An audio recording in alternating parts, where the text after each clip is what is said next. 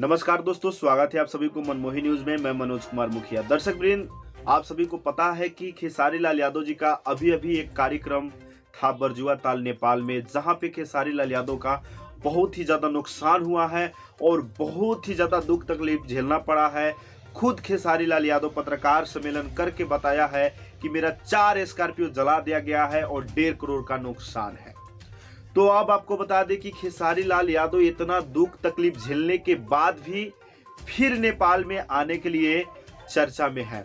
दर्शक वृंद, आप सभी को बता दें कि खेसारी लाल यादव जी का जो वो कार्यक्रम रद्द हुआ था, रद्द होने का कारण एक ही है, कोरोना वायरस। जो कि कोरोना वायरस तेजी से फैल रहा है और सरकार परमिशन नहीं दिया है कि इस टाइम में कोई कार्यक्रम हो। 25 लोगों से ज्यादा एक ठाव में रहने के लिए अलाउड नहीं दिया है।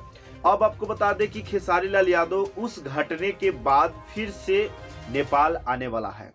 क्या उनका दिल और दिमाग मानता है कि इतना घाटा के बाद फिर से नेपाल में जाए? और अभी भी लॉकडाउन चल रहा है, इसके बीच भी आने की कोशिश कर रहे हैं।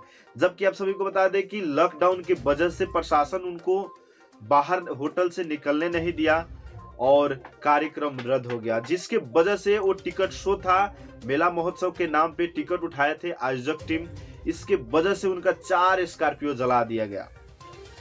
तो दर्शक वृंद, चलिए आपको इस वीडियो में फिर से बताएंगे कि खेसारी लाल यादव कहां पे आने वाला है नेपाल में।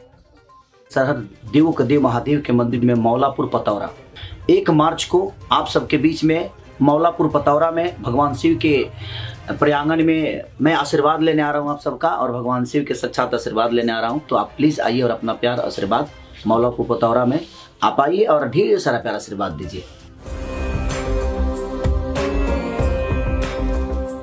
तो दर्शक वृंद, आप सभी को पता हो गया कि खेसारी लाल यादव कहां पे आने वाला है, लेकिन फिर आपको एक बार और बता देते हैं।